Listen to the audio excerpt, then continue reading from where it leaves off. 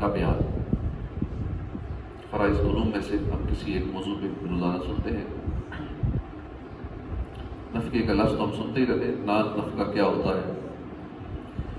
اللہ پاک قرآن مجید میں نفقے کے بارے میں فرماتا ہے لِيُنْفِقُ ذُو سَعَةٍ مِنْ سَعَتِهِ وَمَنْ قُدِرَ عَلَيْهِ رِزْقُهُ فَلْيُنْفِقْ مِمَّا آتَاهُ اللَّهُ لَا يُكَلِّفُ اللَّهُ نَفْسًا إِلَّا مَا آتَاهَا سَيَجْعَلُ اللَّهُ بَعْدَ عُسْرٍ يُسْرًا۔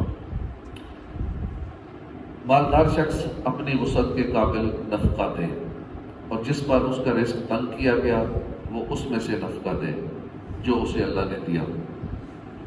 اللہ کسی جان پر بوجھ نہیں رکھتا مگر کسی قابل جتنا اسے دیا، قریب ہے اللہ دشواری کے بعد آسانی فرمانے۔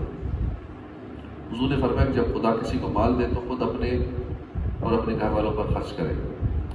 فرمایا کہ مسلمان جو کچھ اپنے اہل پر خرچ کرے اور نیت ثواب کی ہو تو یہ اس کے لیے صدقہ ہے۔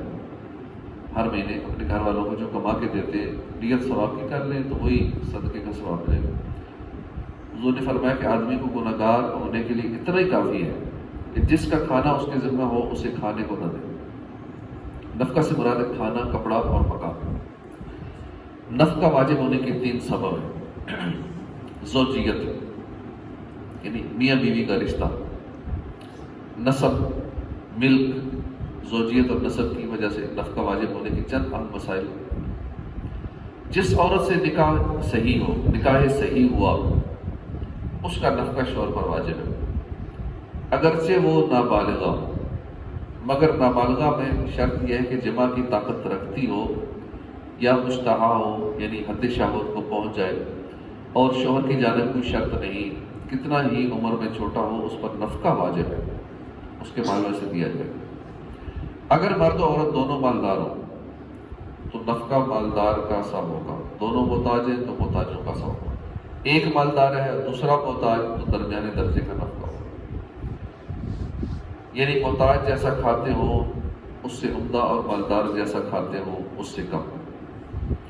اور جب رخصت ہو کر آئی تو اس وقت سے شوہر کے ذمہ اس کا لباس ہے، اگرچہ عورت کے پاس کتنے ہی جوڑے ہو، لباس میں اس کے شہر کا اعتبار ہے، سردی گرمی میں جیسے کپڑوں کا وہاں کا چلن ہے وہ دے۔ سال میں کم از کم 2 جوڑے واجب ہے، ہر 6 ماہی پر 1 جوڑا، مگر اس کا لحاظ ضروری ہے، ہر 6 مہینے میں 1 جوڑا، مگر اس میں ضروری ہے کہ اگر دونوں مالدار ہوں تو مالداروں کے سے کپڑے ہوں، اور محتاج اور غریب ہوں تو پھر نارمل سستے والے کپڑے ہوں۔ نابالغ اولاد کا نفقہ باپ پر واجب ہے، جبکہ اولاد کی ملک میں مال نہ ہو، اور بالغ بیٹا اگر اپاہج ہے یا مجنون ہے یا نابینا ہے، کمانے سے عاجز ہے اور اس کے پاس مال نہ ہو تو اس کا نفقہ بھی باپ پر ہے۔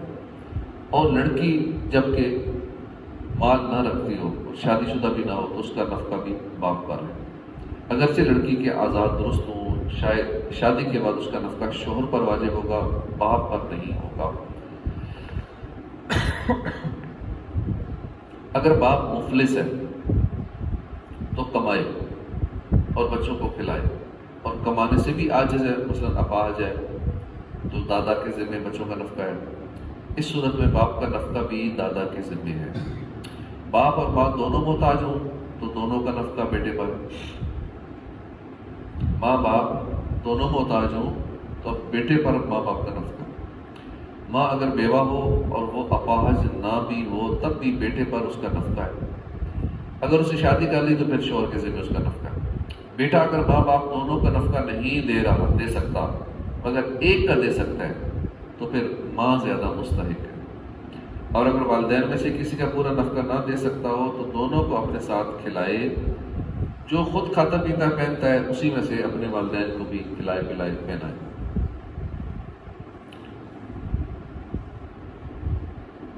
اسی طرح طلاق کا بیان، زہار کا بیان، یہ چیزیں بھی ہمیں پتہ ہونی چاہیے۔ شادی سے پہلے شادی کے اتنے احکام ہیں، طلاق وغیرہ کے، طلاق، زہار، ایلا، نکاح کے بارے میں، اس طرح بچوں کی پرورش کے بارے میں ضروری علوم کا ہر ایک کو سیکھنا ضروری ہے۔ قسم کے حوالے سے بھی لوگ بہت ساری غلط فہمیوں کا شکار ہوتے ہیں، قسم کھا لیتے ہیں، بعد میں کہتے ہو تو ایسا تھا تو ویسا تھا، پھر ہیلے بہانے تلاش کرتے ہیں۔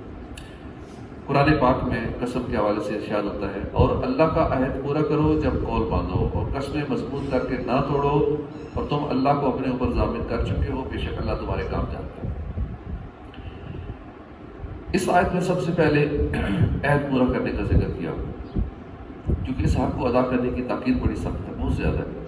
یہ آیت ان لوگوں کے بارے میں نازل ہوئی جنہوں نے بیعت رضوان کے موقع پر رسول کریم صلی اللہ علیہ وسلم سے اسلام پر بیعت کی تھی، انہیں عہد پورا کرنے کا حکم دیا گیا۔ بعض مفسرین نے فرمایا کہ اس سے مراد وہ عہد ہے جسے انسان اپنے اختیار سے اپنے اوپر لازم کر لے، اور اس میں وعدہ بھی داخل ہے، کیونکہ وعدہ بھی عہد کی قسم ہے۔ حضرت عبداللہ بن عباس فرماتے ہیں وعدہ عہد ہی کی ایک قسم ہے۔ حضرت میمون بن مہران فرماتے ہیں تم جس شخص سے بھی عہد کرو اسے پورا کرو، ہاں وہ شخص مسلمان ہو یا کافر ہو، کیونکہ تم نے اس عہد پر اللہ کا نام لیا اور اللہ کو ضامن بنایا۔ رسول اللہ فرماتے ہیں صلی اللہ علیہ وسلم اللہ کریم تم کو باپ کی قسم کھانے سے منع کرتا ہے، جو شخص قسم کھائے تو اللہ کی قسم کھائے یا چپ رہے۔ حضور فرماتے ہیں جو شخص قسم کھائے اور دوسری چیز اس سے بہتر پائے تو قسم کا کفارہ دے اور وہ کام کرے۔ قسم کو عربی زبان میں کہتے ہیں یمین، جس کا مطلب ہے سیدھی جانب، چونکہ اہل عرب عموماً قسم کھاتے یا قسم لیتے وقت ایک دوسرے سے سیدھا ہاتھ ملاتے تھے، سیدھا ہاتھ ملاتے تھے مطلب ہوتا کہ قسم کھا رہے ہیں، اس لیے اس کو یمین کہتے ہیں قسم کو۔ یا پھر یمین یمن سے بنا ہے جس کے معنی ہے برکت اور قوت، چونکہ قسم میں اللہ کا بابرکت نام بھی لیتے ہیں اور اس سے اپنے کلام کو اور مضبوط کرتے ہیں، اپنے کلام کو قوت دیتے ہیں، اس لیے اسے یمین کہتے ہیں، یعنی برکت اور قوت والی گفتگو۔ شرعی اعتبار سے قسم اس عقد کو کہتے ہیں، عہد و پیمان کو کہتے ہیں جس کے ذریعے قسم کھانے والا کسی کام کے کرنے یا نہ کرنے کا پکا ارادہ کرتا ہے۔ مثلا کسی نے یوں کہا اللہ کی قسم میں کل تمہارا سارا قرضہ دے دوں گا، تو یہ قسم کھانا جائز ہے مگر جہاں تک وہ کمی بہتر ہے، بات بات پر قسم کھانی نہیں چاہیے۔ بعض لوگوں نے قسم کو تکیہ کلام بنا رکھا ہے، قسم سے اللہ کی قسم، کہ قصد اور بے قصد زبان سے جاری رہتا ہے ان کی زبان سے قسم، اور اس کا بھی خیال نہیں رکھتے کہ بات سچی ہے جھوٹی ہے، یہ سخت معیوب ہے۔ قسم کی 3 قسمیں، یمین لغو، یمین غموس اور یمین منعقدہ۔ یمین لغو یعنی لغو یہ ہے کہ کسی گزرے ہوئے یا موجودہ معاملے پر اپنے خیال میں یعنی غلط فہمی کی وجہ سے صحیح جان کر قسم کھائے اور در حقیقت وہ بات اس کے الٹ ہو۔ اس کا حکم یہ ہے کہ یہ معاف ہے، اس پر کوئی کفارہ نہیں۔ دوسری یمین غموس کہ کسی گزرے ہوئے یا موجودہ معاملے پر جان بوجھ کر قسم کھائی، اس کا حکم یہ ہے کہ قسم کھانے والا سخت گناہ گار ہے، استغفار اور توبہ فرض ہے مگر کفارہ لازم نہیں ہے۔ تیسری ہے یمین منعقدہ کہ مستقبل میں کسی کام کے کرنے یا نہ کرنے کی قسم کھائی۔ اب یہ قسم اگر توڑے گا تو پھر کفارہ بھی دینا پڑے گا، بعض صورتوں میں گناہ گار بھی ہوگا۔ اب اس کا کفارہ کیا ہے قسم توڑنے کا؟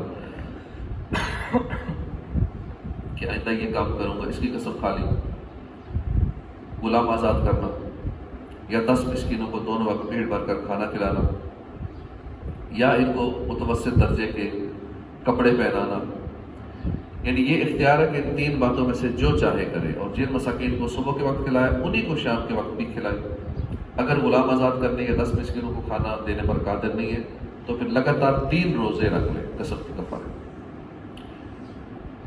اس کی چند شرطیں ہیں کفارے کی، اگر وہ نہ ہو تو کفارہ نہیں۔ قسم کھانے والا مسلمان ہو، عاقل ہو، بالغ ہو، جس کی قسم کھائی وہ چیز عقلاً ممکن ہو یعنی واقع ہو سکتی ہو، قسم اور جس چیز کی قسم کھائی دونوں کو ایک ساتھ کہا ہو، درمیان میں فاصلہ ہوگا تو قسم نہیں ہوگی۔ مثلا کسی نے اس سے کہلوایا کہ کہو خدا کی قسم، اس نے کہا خدا کی قسم، اس نے کہا کہو فلاں کام کروں گا، اس نے کہا، تو یہ قسم نہیں ہوئی۔ کسی نے کہا کہو چلو خدا کی قسم، اس نے کہا خدا کی قسم، پھر اس نے کہا اب یہ کہو کہ میں یہ کام نہیں کروں گا یا کروں گا. تو چونکہ یہ بیچ میں گیپ آ گیا، کیونکہ یہ پہلے کہا کہو خدا کی قسم، اس نے کہہ دیا خدا کی قسم. اب اس نے اپنی بات کی، کہو میں یہ کام نہیں کروں گا. اب یہ بات کرنے میں بیچ میں گیپ آ گیا نا، اگلے کے 1-2 سیکنڈ کا گیپ آ گیا. اب اس نے اس کی بات سن کے کہی یا کسی وجہ سے تھوڑا سا رک گیا، توجہ کہیں اور ہوگی، یا جان بوجھ کے وہ یہ مسئلہ جانتا تھا کہ اکٹھا نہ کہیں تو قسم نہیں ہوتی، تو وہ قسم نہ ہوئی.